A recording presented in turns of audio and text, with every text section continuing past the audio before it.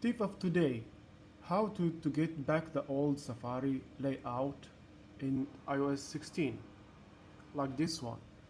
So first of all, we're going to the settings, and then Safari, and then you scroll down, and then you're gonna see tab bar and single tap. So you're gonna press the single tap here, and then you're going back to Safari, and you can see it is here.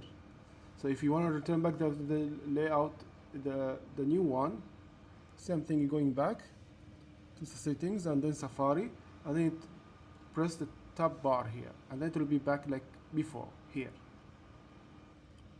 So that's all for today, so see you soon for the next video.